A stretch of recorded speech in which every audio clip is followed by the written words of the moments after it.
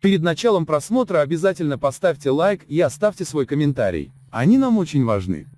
В Туркменистане будут выпущены кредитные банковские карты Overdraft Карти. Как сообщает Госинформагентство Туркменистана, этот вопрос обсуждался на заседании правительства 16 октября. По карте можно будет оформить краткосрочный кредит в размере от 40% до 3 объемов заработной платы. Президент Гурбангулы Бердымухамедов в ходе заседания ознакомился с образцами карт и одобрил их выпуск. Стоит отметить, что в Туркменистане не развит безналичный расчет даже по дебетовым картам. Терминалы для безналичной оплаты есть в большинстве магазинов, но сотрудники часто объявляют, что они сломаны, или вводят для оплаты картой повышенные цены. Продавцы поясняют, что магазинам самим невыгодно закупать товары по безналичной оплате. В связи с этим большинство граждан стараются сразу обналичить зарплаты, пенсии и пособия, поступающие на карты. Возле банкоматов скапливаются длинные очереди, денег на всех не хватает. Некоторые банки вынуждены вводить талоны для упорядочивания выдачи наличных.